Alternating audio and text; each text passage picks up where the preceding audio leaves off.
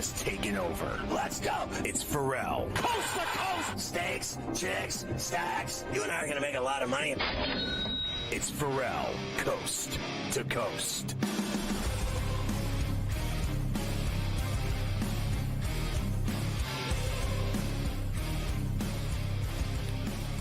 It's Ferrall on the bench, coast to coast, in the biggest way possible, hanging out the bad seed, the burgundy, the bad apple, with the bad attitude. We are live in New York City, the Big Apple. Ooh. People dressed in plastic bags, directing traffic, some kind of fashion shaking up doobie. Along with the Tutty and Tater King, the founder of the Aisle Seat podcast, the rights holder of the Sheet of Integrity, the put up with the golf guru himself, Carver High this afternoon, ladies. Mafia is running it with Jake DeGrom today for the next couple of days. He's in for Luke. I am your father. He's at another wedding. It's a bachelor party. What's the difference? You know, free food and booze. Strippers. Don't talk about strip. Okay. Red phone ringing already. 30 seconds in, Carver High. Unbelievable. The rundown on a thirsty college rack Thursday. We've got a double shot with Morency this very hour from British Columbia. And then in the second hour, Coach James Young talking ball. And then Las Vegas golfer, your boy, Brady Cannon, getting involved, doing the live Singapore hype train with Carver High all today on C2C. All right, so I want to go through all these games with you. First thing I want to say is Indiana was so pathetic today that they were down 9 at the half, came back, they were down 2, then they get rolled like a doobie out of the field house. You play in Indianapolis, which is literally not even an hour. It's 50 minutes from Bloomington. They had every single seat had a red outfit on. The entire place was cheering for Indiana, and they still got whacked. I think it cost them an NCAA tournament bid. I mean, you cannot get whacked in the first round of the Big Ten tournament. Do you realize they have never won the Big Ten tournament since they started that stupid tournament? All these years, they've never won it. This is why Mike Woodson is gone. That was it. That was his last game today. They went back and reverted to their old selves again. They had won 5 of 7. They had a plus 13 of net, and that's like big for the committee. They were playing the best basketball of the season at the end of the season, which is very important, which might still get them in. You tell me, Mike. They were an 11 seed yesterday. Now they clearly have to be first 4 out. I mean, they just have to be. You get rolled in front of all your fans in Indianapolis. You can't tell me they deserve to be in the NCAA tournament. Like, I'm not some kind of P where I just like, oh, my team has to be in because – you know, we went 19 and 12. 19 and 12, you suck. Like, if you don't win 20 games, you don't deserve anything. No. Now, going into this morning, most people, bracketologists, had them as the last 4 in the field, 11 seed, etc., all of that. See, the thing is that all these teams around them are playing today, and I think that's going to factor in. You know, a bunch of those teams win. Xavier's right by them. Oklahoma's right by them. North Carolina's right by them. Texas, Boise State, and Colorado State. You know, all those other teams now have opportunities to win today while Indiana lost, and that's going to hurt them because there's so much, you know, they need a bunch of these teams to also get picked off today. Now, I still subscribe to the theory, like you do, that sometimes the name of your brand when it comes to those Tuesday and Wednesday night Dayton games means a little bit more than others. And that could be a factor for the Indianas and the North Carolinas, etc. What's strange to me, Mike, is that one day they're saying, you know, they're judging you based on the regular season, and that is what you get your bid from, not the postseason conference tournament. Now, one day they're an 11 seed, and they were the last 4 in, which, you're in, and then you lose a game in the Big Ten tournament, and now suddenly we're talking about them being out because they lost a game in the Big Ten tournament. So which is it? Are you based your pick on the regular season and quad 1 wins, or do you get judged by the postseason tournament? The only thing that the postseason tournament should be judged by is if you win the conference tournament to get the automatic bid and you were like a loser team, like North Carolina State last year, right? They got the automatic bid. They got in. They went to the Final Four. That case I'm open to. But I don't know if Indiana should be judged by losing today, even though I just said they should be, because they're playing at home in Indianapolis, literally a full house cheering for them, and they still lost. However, allegedly, this is based on regular season performance and conference performance in a regular season. And the only reason they have conference tournaments are for teams to have a chance to win it and get an automatic bid. Is that not accurate? Is that not the truth of what this is supposed to be about? I think that barring one of these other teams that are hanging around them in the bubble, winning their conference tournament or getting their conference tournament final, I think that there's still probably a shade better than 50-50 chance they're going to be in the last 4 in and play in Dayton next Tuesday and Wednesday night. And then, I do believe. And then they'll lose that game. Well, they suck. They suck so bad. They have a 7-footer who sat on the bench for the last 15 minutes of the game because he's such a galoof. They paid him all that money to come there, Balo, and he's no better than guys I play with in the morning. I'm telling you, he can fit right in with us. We got a 7-footer that'll dunk in his face, and I watch this guy. He's just, you know what he is? Stone hands. Stone hands, we call him. Don't throw it to stone hands. Don't throw it to stone hands. We will, of course, dive into more of this. Let me tell you what's going on right now. The game of consequence is also Arkansas. They are another one of those teams that's kind of hanging around that number. They are now down 5 with just under 3 minutes to go, right. 77-72. I grabbed them live plus 7.5, so I'm hoping that they can stay within that number here. The Hogs. Toledo up 2 on Ohio, under 8 left in that game at the MAC. You've got St. Louis up 2 on Davidson at the A-10. That game is under 16 minutes left in the game. Wisconsin and Northwestern still in the first half. Wisconsin's up 5 right now. Xavier up 3 on Marquette, under 8 left in the first half at the Big East. Wake Forest had a 14-3 lead. They opened up. They've let North Carolina now slice into that big time. 14-10. Now it's 1. 14-13 now. It's 1. 14-13. So Wake Forest has given away the big lead that they had. St. John's won. BYU beat Iowa State.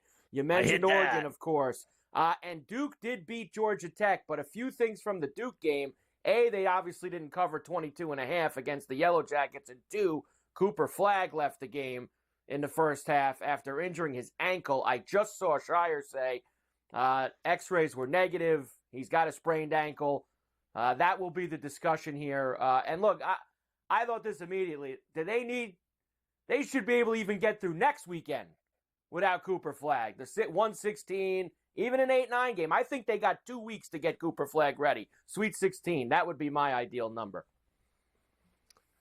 Well, they won without Brown and Flagg today. Yeah.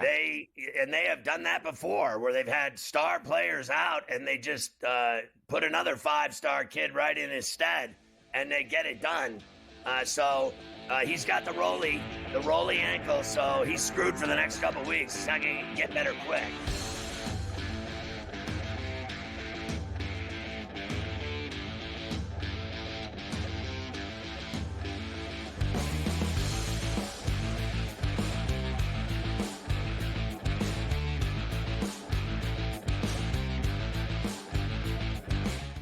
So my team didn't win this weekend, but I still did with this app that's taking over the game. Sports Millions Pick'em lets you make quick and easy predictions. Pick your favorite players, go higher or lower, and you can still win big even if your team loses. Plus, the multiplier is insane. With just a few picks, you can win big money.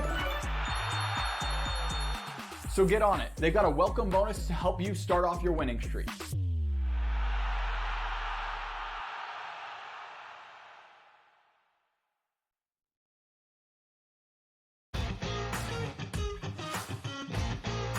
it's made every match so much more enjoyable to watch because you don't get the stinkers, right? Right. It goes back to these guys being smart. They figured out that if I've got the hammer in my back pocket and I don't relinquish it, we can just play them straight up and win. They figured that out. So it's like, all right, now credit to the people at TGL. Like, no, we need to fix this because the hammer can change the match. And since we fixed it, you're not out of it. The Smiley Show, only on SportsGrid. There is going to be an energy to game time decisions that you will feel night in and night out. We're going to go through every single thing, and I've got a great team behind me that's going to help me get the job done. I want this to be the place that people come to. We are going to hit every single one of those markets that you need to know about. There is not going to be a better place, I promise you, than game time decisions. We will have everything at our disposal, and we will use that to our advantage. I'm Kevin Walsh. Tune into Game Time Decisions from 6 to 8 p.m. Eastern on SportsGrid.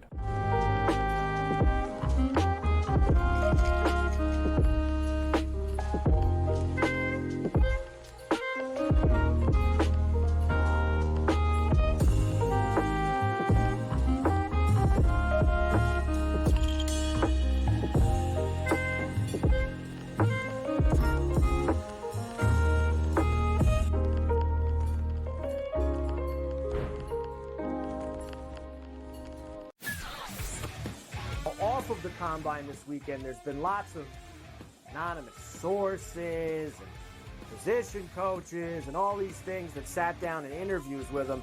A lot of teams allegedly don't see him as a first-round pick. Their big mouth that thinks they can do it either. They're embarrassing themselves. They all think they're so smart, everybody in this business. You're all a bunch of drips.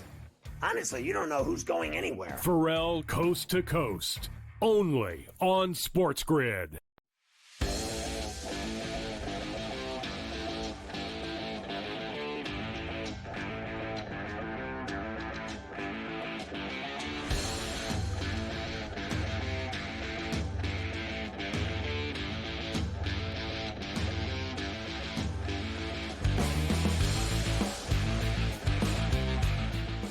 You can watch the Great Sports Rage show on our TV outlet every night at 10, and it's on the radio on SiriusXM Channel 159. You can catch Morency, my boy, and it's every day from British Columbia that we get him, a double shot from Vancouver, Styling. So I just wanted to say real quick, Carver Hyde just said that to me, that John Feinstein died today suddenly at 68 years old. And I said to Mike, I was like, what is he, about 67? Like, that's crazy. So I knew John well, and he was a great writer. And I was around him for the entire year that he wrote Season on the Brink in Bloomington. He spent the entire season in Indiana at IU writing that book and covering the Hoosiers. He was there every day, inside and outside practice, lockers. Knight gave him access. And then he wrote that book, and then Knight wanted him dead. I mean, Bob Knight hated that guy. He turned on him like a weather system.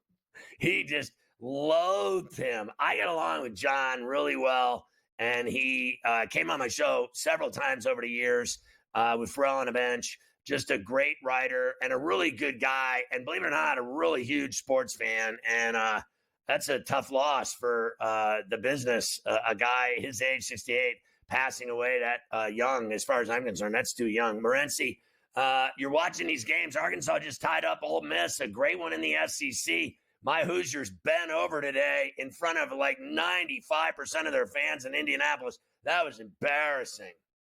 I was on the Ducks today. A lot of people thought that it was some sort of bounce-back spot for the Hoosiers today. Listen, Scott, the Ducks are a good basketball team. They're dangerous, 22-1 coming into the Big Ten tournament. I don't think there's any value on Michigan State. Michigan State won the regular season title in the Big Ten, but it's not like they're any really better than other teams, right? It was close. Michigan faded down the stretch. Michigan nearly won the Big Ten championship, faded down the stretch. But the Ducks are good. Hoosiers will still get in, although it's going to be an uncomfortable couple of days. They're going to have to hope that there's, the old, the bid stealers, right? That there's not, there's usually an upset or two. Is, what other team could potentially steal their spot? They have to be concerned about that. And there's just so many teams on the bubble right now, right? And maybe, we'll see if one of these teams on the bubble goes on a run. I don't like the college football playoffs. I didn't think we needed to expand it. I'm in the minority, and they're going to expand it again. They're going to make it 14 teams and 16 teams, and I imagine eventually 24 teams, blah, blah. But college basketball, I think, I'm not opposed to an expansion of the tournament, Scott. The fact of the matter is, bro, we haven't changed it in a while, and there are so many teams right now. I mean, there's 342 teams or whatever there is now. There's it should be about the percentage. It used to be whatever, dude. Like you said earlier, Scott, if you're 19 and 12, you really have a case. I get it, right? But now there really are some teams that, are 22-win teams, 23-win teams. It could be on the outside looking in this year. And the SEC is just going to take so many automatic bids. I mean, they're just going to, they're going to have 12, 13 teams? 13. Maybe 13? So 13 teams from one conference, guys. Think about that. So you go from 68 all the way down to 55 suddenly. Let's throw in the Big Ten. Suddenly you're at 45. Right? Yeah. I think you do need to expand it. Truth be told. Listen, what's bizarre is, and I'm just going to throw this out to you, is that I brought it up to DeCourcy, and he's vehemently against it. He just absolutely, and he also. So you agree with me? Do you think it should be expanded? Listen, yeah. I don't have a problem with anything. The more basketball, the better. My team isn't man enough to get into the tournament. I mean, I'm really disappointed. I watched this guy Ballo today. He should be playing with me in the morning. He missed so many bunnies, and they missed so many layups and shots, and every time they shoot the ball, it's just shankopotamus. They're just awful. So watching my team not, get in or screw this up or not get a bid, whatever it's going to be, is torture. They're going to be sitting there Sunday chewing their fingers. I guarantee you that. There's not going to be any phone call early that they're getting in that they don't have to worry about it. They're in big trouble, mister. But I think, he said he's vehemently against the college football expansion. And I said to him, well, that's expanding whether you like it or not. And then with this, he just said it would be so watered down, basically, in essence, and Mafia was listening, Mike was listening, that it would just water it down. He said it's already. They play, these games on Tuesday and Wednesday in Dayton. What's next? Games on Sunday night and Monday? You know what, though? Ultimately, there's only a few teams who really have a chance of winning a championship. And like you said, Scott, it was at the end of the world if the Sooners made it and the Texas Longhorns made the tournament as well. It's just about percentage, guys, right? There used to be 100 teams, 105 teams. You had 60, you know what I mean? You look at the actual math, and the math isn't adding up right now. You have so many Division I basketball teams. I think the number was 18%. I'm pretty sure that's what it was. I didn't come prepared for this argument, what the percentage is, but I believe it's 18%. And it's harder. Do you think that conferences like the SEC and the Big 10, Big 12 should have 13 and 12 teams in the tournament? No, you know what? And this is the old debate. And I'm on the side. You and I talked about a team like the San Francisco Dons earlier, Scott. We're talking about They're not going to let both of them in after Gonzaga won it. No, exactly. San Francisco, you're a 24-win team. They're a good team, Scott. And then, you're Indiana or the Georgia Bulldogs or the Sooners. Wow, they're in a tougher conference. They're not going to do anything once they get into the tournament.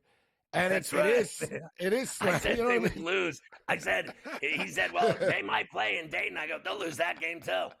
I think my U-Hoops team, Mafia, was on it. I think we could have beaten Indiana. Just go to 72. I'm not saying get crazy. Let's go to, dude, there's some that want to go to 96. It's whoa, let's slow down. 96. I'm of the 72. 76, little much. Let's go 72. All right, so it's 78-77 Hogs with 50 seconds left. The refs have screwed this game up. They're over on the sideline arguing with people. Come back.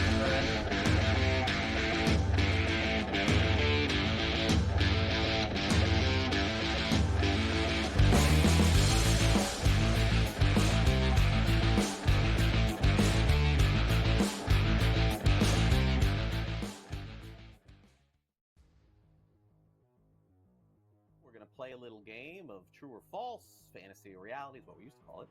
But instead, we're going to play a little game of buy or sell.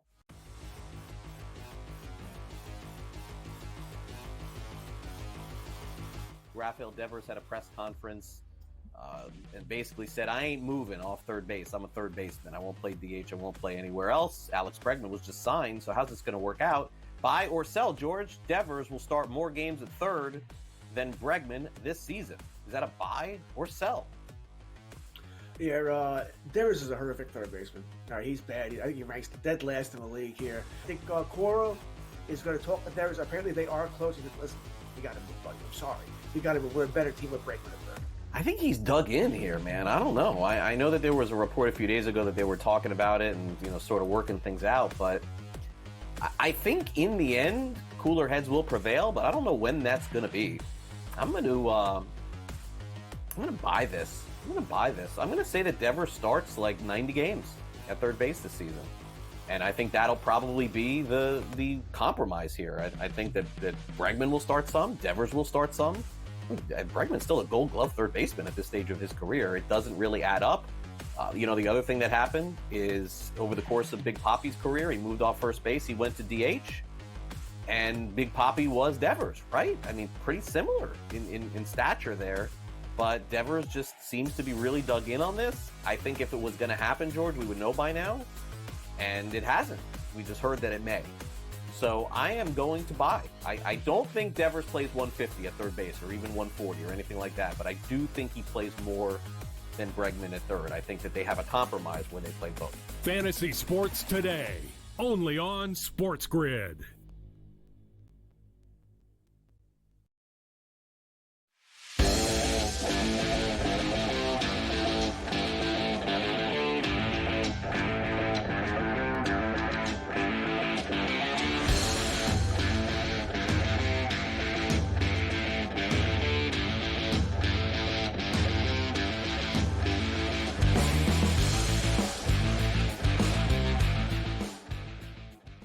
So there's 7 seconds left. Arkansas just went to the 10. I always say go to the 10, Jerome. And they got fouled. So they're going to go to the line and they're going to shoot. And Ole Miss doesn't like the call. And Arkansas is calling for a flagrant. There's no flagrant foul there. That's just a straight foul. So anyway, listen, I watch a ton of basketball. That's no flagrant foul. My guy fell down. They're lucky they didn't call traveling. So there's absolutely no flagrant anything there. I guarantee you that. So let me ask you this. Flag goes down with the ankle. He's got the Rolly Massimino. He's going to, there's nothing worse. Achilles, ankles, knees, calves. I don't even like saying the words. It's bad luck diner. So he's obviously rolled it hard. They didn't put him back in the game. He's fine. X-ray's negative, this and that. But here's the deal. It's never better the next day or the day after the day after the day after. It's bad for like 5 days no matter what. And then most guys I know wear the full ankle. It's like a brace. It's like an ankle brace that they'll wear and put on when they play. They'll play through it with a brace. Do you think that he's going to be affected by this in the NCAA tournament and cost them a national championship? Because I do not believe that they can win it all without him. Even though they won today, they beat a crappy team today that was killing them, and they came back and won like they had to, handle their business. But do you think it'll affect them in the tournament? I think it's a little too early to tell still, Scott. I should note this, and odds makers aren't doctors, but they're pretty good at knowing what the doctors think. Ole Miss hit a 3 to win. They hit a 3 to win. But Ole Miss hit a 3 with 1 second left to win. There's been no Duke are the favorites to win the championship right now. There hasn't been a drop-off. Timeout. What was the spread on that Arkansas game? It was 3? Like a near pick 'em. It was like 1.5 type thing. Right? It was did it really 1.5, 2. Did it really go down to that? Yeah, all these games are going down to that. That's why I'm taking underdogs for the most part. But no, it was 4.5. Arkansas was it 4.5? Yeah, you sure it closed? I think it came down a little bit. It closed at 4.5. They covered. All right, so but as far as Duke is concerned, they're still the favorites to win the championship right now. There's no panic. I know the media went crazy and stuff like that, and people online. Scott, they have time. And I'll tell you right now, too, the NCAA, watch how it'll be just by coincidence that Duke don't play on Thursday. They're going to get the Friday-Sunday slate now suddenly, right? Just to buy a little extra time. But the Duke Blue Devils can get through the first two games next weekend without Cooper Flagg, right? They need everybody else, though. And they need Proctor. It's the thing with Duke. They're always going down. And I posted this. I told people this on the show. The one seed, the top seed, has not won the ACC conference tournament since 2018. Just saying. Duke were the top seed, right? The top seed doesn't win the ACC tournament. So here we go again.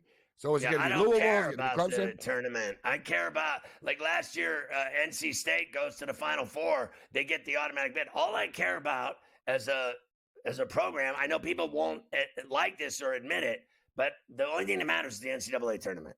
Well, I wouldn't even be playing guys. Conference tournaments means nothing. Would you rather so you win the Big East and then you go lose in the NCAA and the Elite Eight? What do you got? You got your little trophy. I've said this before. I've said this before. Like, I wouldn't even play guys, like, for the most part in these conferences. Hey. If I was like a national champion, like if you're a mid-tier team, obviously you're going forward here, you're trying to make the tournament and all this. If you're a top tier team, like if you're Auburn or you're Duke, this is exactly what can happen. Who cares if you win or lose this tournament? A lot of coaches want to lose the first game and get out of there. They can yell at their kids, you're not as good as you thought you were, and let's get some rest and practice for the tournament next week. It's a nightmare, Scott. You win the Big Ten title, you're playing Sunday night, bro, before the bracket. And then, boom, you're playing Thursday. I'm with you. I think these conference tournaments, they're like bowl games, Scott. People don't want to say it. They're like bowl games. Right? Yeah. It's just for money. It's just they don't matter in the big picture. But my point is, I think Duke will be fine. I think Flagg will be fine. I don't know how extreme it is, but even if he doesn't play, let's say hypothetically next week, they get through the weekend. In the big picture, I don't think it'll affect them, Scott. But I'm not sure, though. They seem to be injury prone, this team. Every game, man, guys are going down with this team. I don't know if they're going to be able to stay healthy for 6 more games after. So UNLV didn't cover against Air Force at home. They're at home tonight getting that 8-burger from Utah State at the Thomas and Mack. Do they cover? Yeah, you know what? This is the best basketball they've played. They didn't cover last night, but they were down most of the game, and they came back. They stormed back late and nearly covered. Give me the Rebels plus the points. UNLV, go fight, win. They beat them by 3 at the Thomas and Mack when they played them.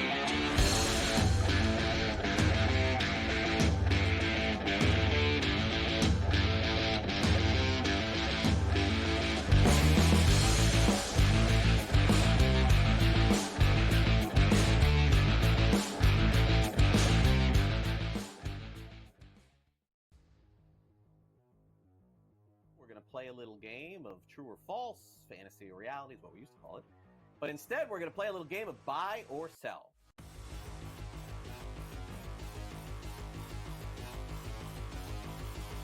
Rafael Devers had a press conference and basically said, I ain't moving off third base. I'm a third baseman. I won't play DH. I won't play anywhere else. Alex Bregman was just signed, so how's this going to work out? Buy or sell, George? Devers will start more games at third than Bregman this season. Is that a buy or sell?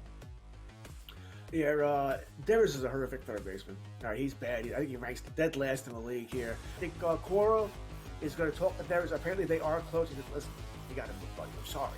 You got to move. We're a better team with Bregman at third. I think he's dug in here, man. I don't know. I know that there was a report a few days ago that they were talking about it and, sort of working things out. But I think in the end, cooler heads will prevail. But I don't know when that's going to be. I'm going to buy this. I'm going to say that Devers starts like 90 games at third base this season. And I think that'll probably be the compromise here. I think that Bregman will start some. Devers will start some. Bregman's still a Gold Glove third baseman at this stage of his career. It doesn't really add up. The other thing that happened is over the course of Big Poppy's career, he moved off first base. He went to DH. And Big Poppy was Devers, right? I mean, pretty similar in stature there. But Devers just seems to be really dug in on this. I think if it was going to happen, George, we would know by now. And it hasn't. We just heard that it may. So I am going to buy. I don't think Devers plays 150 at third base or even 140 or anything like that. But I do think he plays more than Bregman at third. I think that they have a compromise when they play both. Fantasy Sports Today, only on SportsGrid.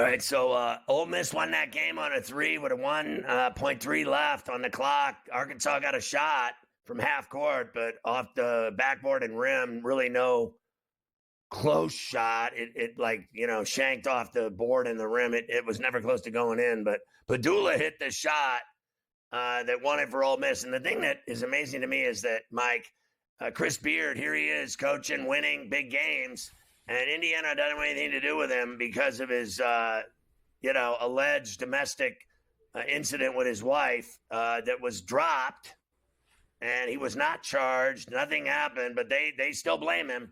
Indiana's another one of those schools that still thinks Chris Beard's a wife beater, and so they're not hiring him. And then they can't win a game to save their ass. Meanwhile, he's winning big games, and they can't win any game that matters ever. Like I told you, they don't beat anybody good. I can't even believe they beat Michigan State at the Breslin Center. That didn't happen. That had to be a lie. That had to be like a movie or something. It certainly wasn't reality because they're awful. They're awful. Like what I watched today, they did better in Eugene against them. With 90 seconds left in the game in Eugene, they were up 1. And then they got blown out. And then again today, blown out. I mean, Chris Beard, they think he's a wife beater. Meanwhile, he wins big, huge games, and nothing ever happened to him with the wife beating. That's just all there is to it. And then they can't hire a coach. They're going to hire some hack coach. They might as well have just kept Woodson if they want to be average. That's what they look like to me, a team that just is okay with being average. Now they think, their problem for me is they think they're a football school. And now they're going to be in for a rude awakening. I truly believe that was a once-in-a-lifetime season for them last year. And they effed it all up, didn't they, in the end?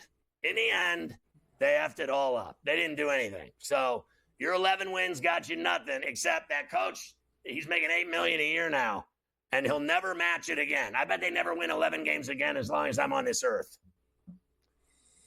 Indiana football school, all of a sudden. Amazing. Yeah, indeed. my ass, yes, so, it's a football school. Ole Miss gets the win there, and they will now play Auburn tomorrow in the first game of the day at the SEC. So that's Ole Miss's prize for getting that win. Quickly here, some good games starting to come down the stretch. St. Louis up 1 on Davidson with under 7 minutes to go at the 8-10, 58-57. A tight one there in D.C. between those two. Halftime at the Big Ten game number 2, Wisconsin with a 7-point lead over Northwestern. Xavier up 10 on Marquette at halftime right now at the Big East, the second game of the day. I think Marquette will come back in that game. I'm actually thinking about it. I was just going to look after I gave that score to see what they're giving me right now with Marquette live. 5.5 live with Marquette. So I'm thinking I might dig in with Marquette here in the second half, getting 5.5, and see if we can get them back in the mix. I guarantee you they'll make that a game. I think that's gonna be a little ad for me here since we just got the Arkansas live with 7.5. North Carolina and Wake Forest go to the half with a 33-31 lead for the Tar Heels. They were down 14-3. They outscored them 30-14 the rest of the half. Charlotte FAU just underway. And now let me give you the rest of these afternoon games. Now, Houston and Colorado has started in the Big 12. This one, as you see there, at 18.5 was the number that it did close at. And they are playing now 19-7. Houston leads with still about 12 minutes left to play in the first half. Texas A&M is going to start momentarily. -6.5 for the Aggies. That's the second game at the SEC. Fordham and George Washington will be the game after Davidson at the 8-10. And first game of the day at the Mountain West is going to be a good one too, Scotty. That Boise State-San Diego State game, which is just around 5:30 East. -2.5 for Boise. They need both these teams need the game bad. All right, so I bet on San Diego State today. They beat them twice, and I guess that's why Boise's favored by 2.5 because no one thinks you can beat a team 3 times. And it's hard to win in Boise. They beat them in Boise.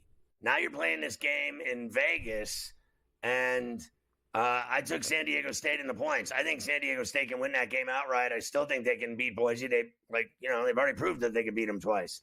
I like GW. Fordham looked great yesterday. I'm not buying it today. I think A&M is going to, my guess is that Texas is going to give them a game. Texas looked really good yesterday. No one thought they would, but they did. And I have a feeling that wood is too much for my money, the 6.5. And Houston's already up 21-7 and beating the snot out of Colorado. And I just watched Colorado missing wide open driving layups, like wide open, no one on the guy at all, and he missed it. He missed a wide open, no one on him layup. You know you're in trouble when you can't hit a layup with no one around you, and you're already down 21-7, and you can't make a layup with no one within 10 feet of you. That's when I know you're having a bad day, when you can't make a bunny like that. And, it's one thing to miss bunnies with guys in your face, and it's a short, bounce and hop bunny shot, and you try to make that little one and you can't with someone there. It's another thing entirely when you're driving in by yourself and you miss. That's when, where I come from, you sit your ass down. You got to sit down because you just missed that shot. Sit down. Very hard to cover 18.5 when you're missing layups. When you're missing layups, it's going to be very difficult to cover a big fat number like that.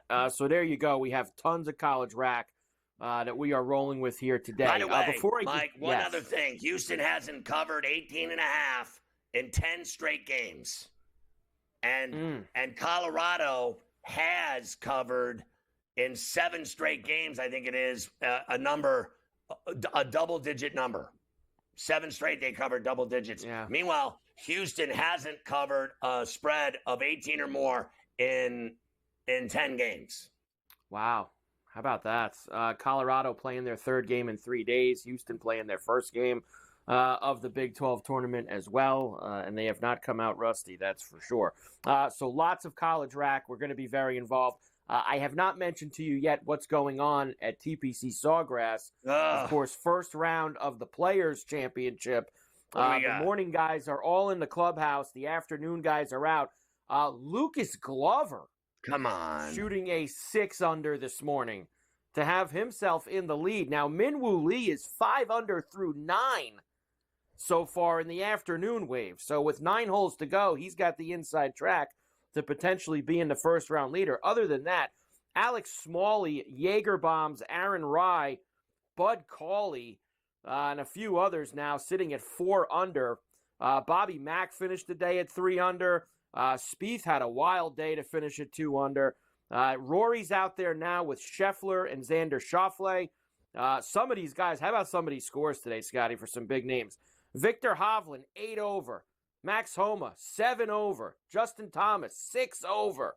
Fitzpatrick, 6 over. I mean, some of these guys just getting smashed with water balls out at the Players' Championship. Listen, can I just say this? The leaderboard at the Players is the worst thing I've seen in at least 2 months that's come across my face.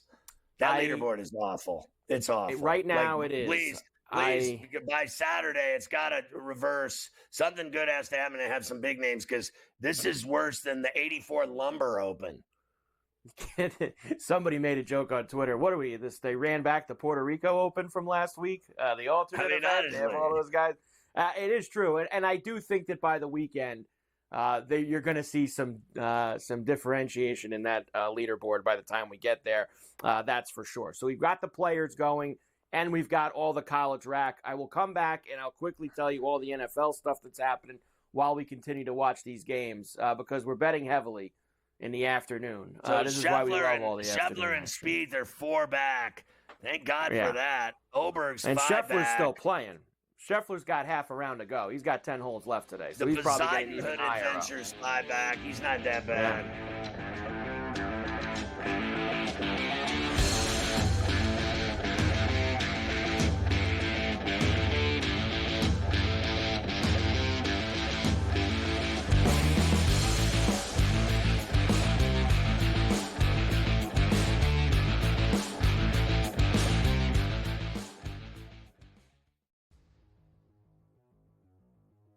Play a little game of true or false, fantasy or reality is what we used to call it.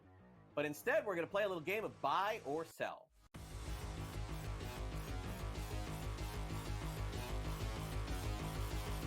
Rafael Devers had a press conference and basically said, I ain't moving off third base. I'm a third baseman. I won't play DH. I won't play anywhere else. Alex Bregman was just signed, so how's this going to work out? Buy or sell, George? Devers will start more games at third than Bregman this season. Is that a buy or sell? Yeah, Devers is a horrific third baseman. All right, he's bad. I think he ranks dead last in the league here. I think Cora is going to talk to Devers. Apparently, they are close. He said, listen, you got to move, buddy. I'm sorry. You got to move. We're a better team with Bregman at third. I think he's dug in here, man. I don't know. I know that there was a report a few days ago that they were talking about it and, sort of working things out, but I think in the end, cooler heads will prevail, but I don't know when that's going to be. I'm going to buy this. I'm going to say that Devers starts like 90 games at third base this season. And I think that'll probably be the compromise here. I think that Bregman will start some, Devers will start some. Bregman's still a Gold Glove third baseman at this stage of his career. It doesn't really add up. The other thing that happened is over the course of Big Papi's career, he moved off first base, he went to DH, and Big Papi was Devers, right? I mean, pretty similar in stature there. But Devers just seems to be really dug in on this. I think if it was going to happen, George, we would know by now. And it hasn't. We just heard that it may. So I am going to buy. I don't think Devers plays 150 at third base or even 140 or anything like that. But I do think he plays more than Bregman at third. I think that they have a compromise where they play both. Fantasy Sports Today, only on SportsGrid.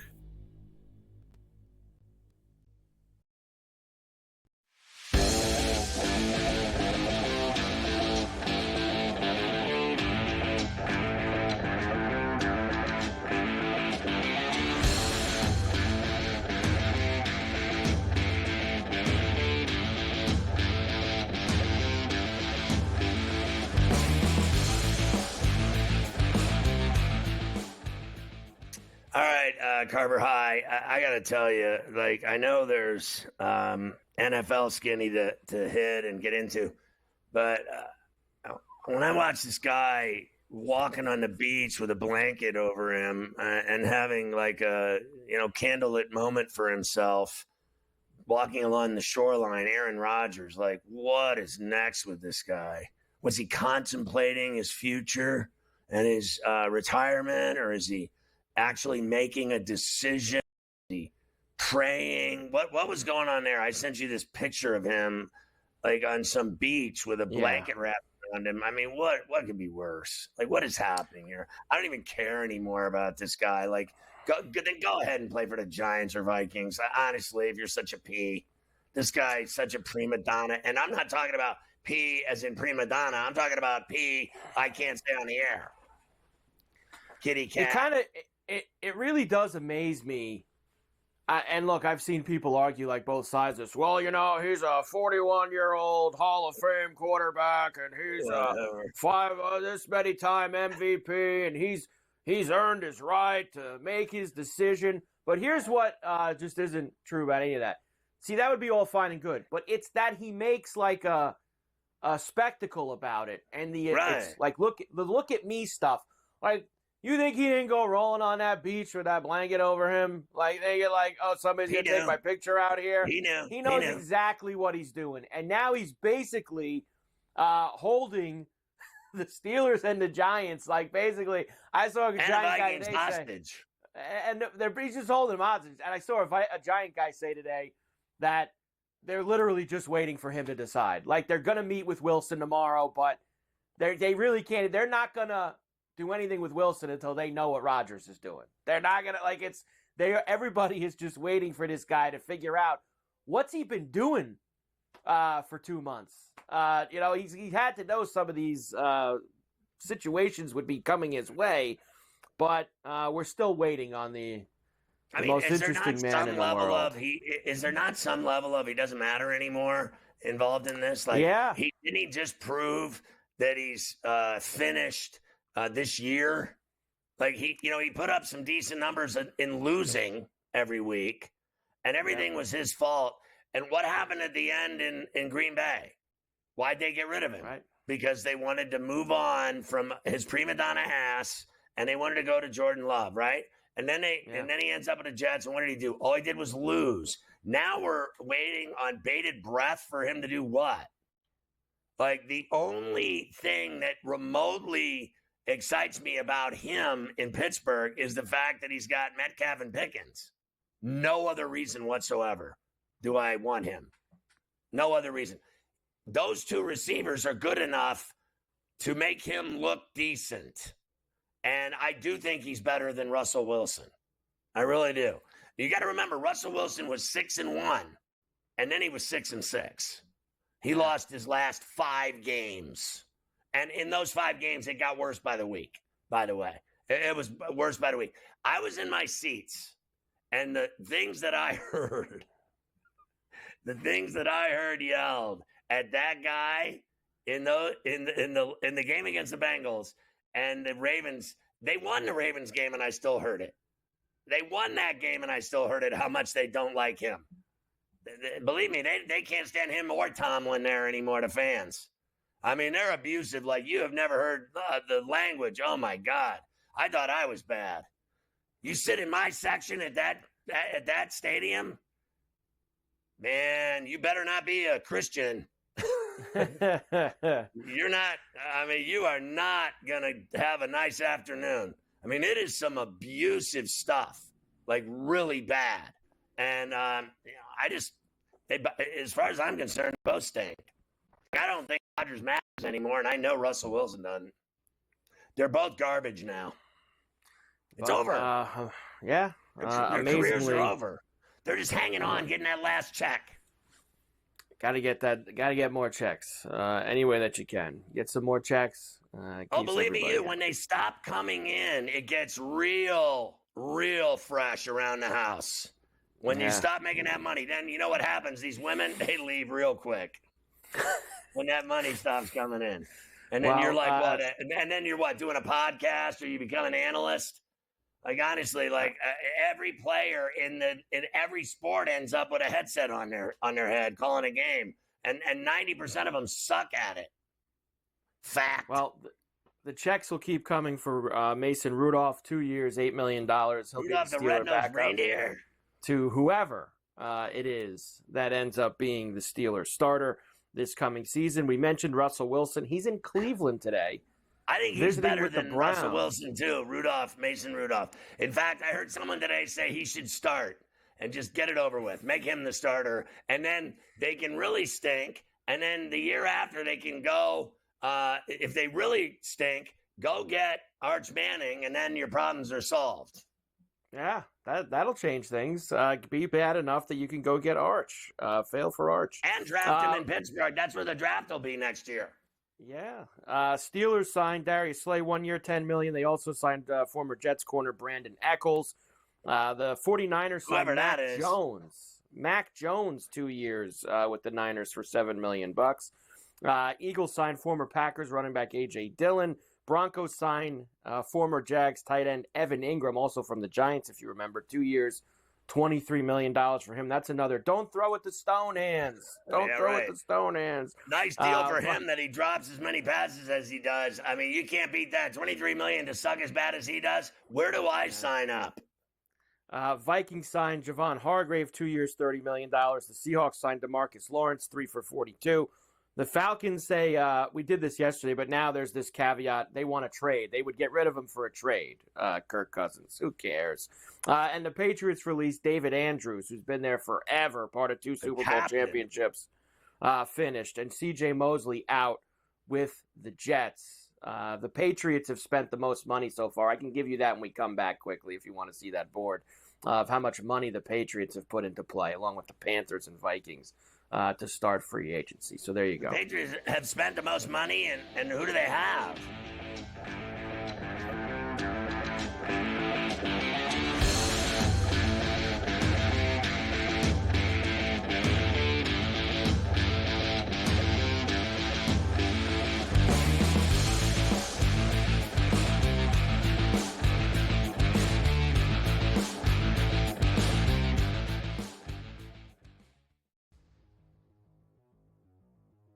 Play a little game of true or false, fantasy or reality is what we used to call it. But instead, we're going to play a little game of buy or sell.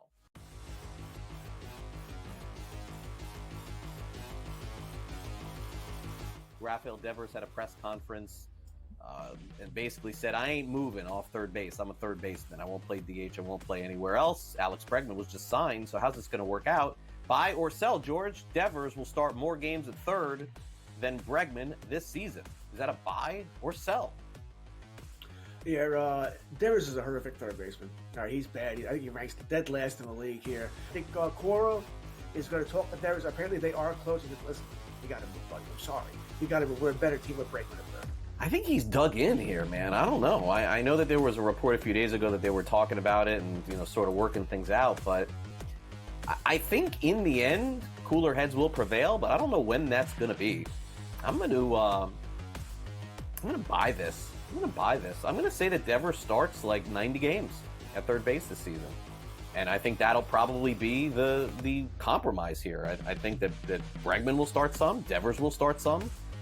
Bregman's still a Gold Glove third baseman at this stage of his career. It doesn't really add up. The other thing that happened is over the course of Big Papi's career, he moved off first base. He went to DH. And Big Papi was Devers, right? I mean, pretty similar in stature there.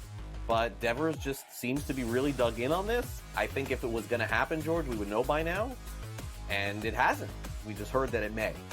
So I am going to buy. I don't think Devers plays 150 at third base or even 140 or anything like that. But I do think he plays more than Bregman at third. I think that they have a compromise when they play both. Fantasy Sports Today, only on SportsGrid.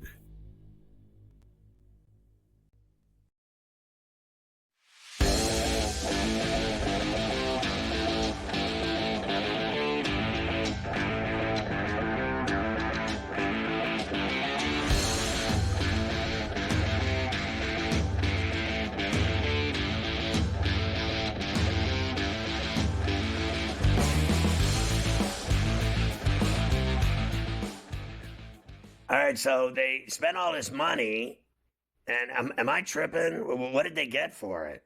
Who did they get? The Patriots. Well, they've made a couple of signings on the defensive side of things. Let's see here. Patriots they got the guy Williams from from the Eagles. I'll give you that. But Milton Williams, Carlton Davis, Harold Landry, Robert Spillane, Austin Hooper. They've spent a couple of bucks trying to get the defense back going so far. So we'll see how that goes for them. The Panthers, Vikings, Seahawks, and Browns have also spent money. Browns will be, but I guess that counts the Garrett money, I would guess. Is that why the Browns number is so big? I would have probably. To assume. Now listen, let's just go back to a couple things here. One, the Panthers never win. Two, the Vikings never win. Three, the Browns never win. And four, the Seahawks won't win.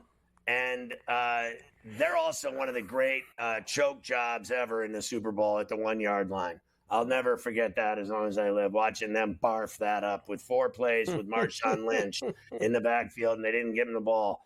That's Pete Carroll for you. You know what's funny about Pete Carroll? He's the guy that wants to run the ball, right? But what did he do in the Super Bowl?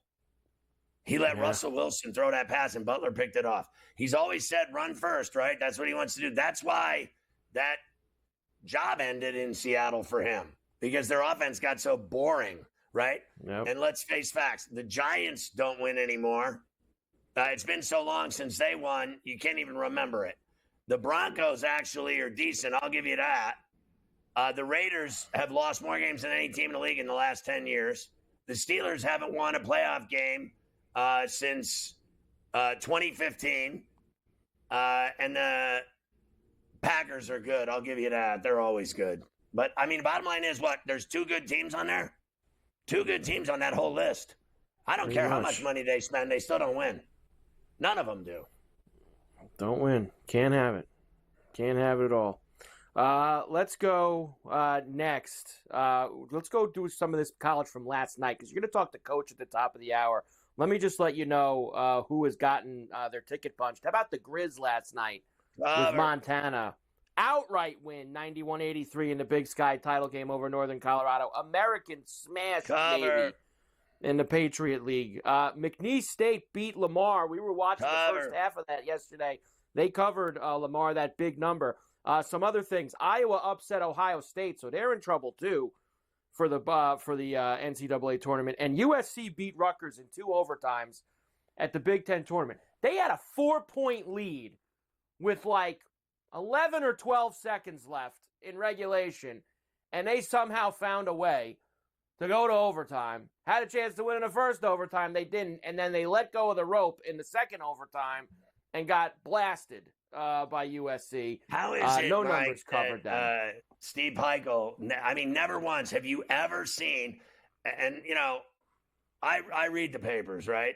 So I have never seen one column about him getting fired this year with that crappy job he did with these 2 lottery players. He's got Harper and Bailey, and they're awful. The team is awful. How do you have 2 NBA lottery? There'll be 2 top 5 picks in the NBA draft, and you never win. And then you barf out that Big Ten game against USC all over your bib. The barf was just coming out like it was like a movie. It was coming out. It was The Exorcist. It was, you know, Linda Blair, projectile vomiting is what I think of the Rutgers season. And I never see anyone ever say he should be fired. How can you coach that team that bad? And no one says, well, I say it here every week, he should be fired. Right. Well, I think there's 2 reasons why you never hear anybody say he should be fired. Number one, nobody cares about Rutgers. Nobody cares. So that's one reason why you never heard. They don't even know that they lose all Big these Ten games. cares because they won New York City. Yeah, but I mean, it's just a market for them. They don't need Rutgers to be good because they're not a brand. Fair enough. And it's also because he's a nice guy, Steve Peichel. He's a great guy. He's a great recruiter. He had these 2 guys. Well, let me tell you what he did this year. A bad coaching job. He could be a great recruiter all he wants. He had 2 guys that are going to be taken in the top 5 of the NBA draft, and he's losing to USC in the opening round of the Big Ten tournament. And they're the worst. That's it. Here's another thing. That's it. I told you, it's one of the top schools. It's ranked 15th in the nation as a college to go to school there, believe it or not. And I couldn't convince my daughter to even apply there. I'd have to give her $5,000 just to apply. She wants nothing to do with the place. If she went there, I could pay for it tomorrow like I was going to Wendy's for lunch.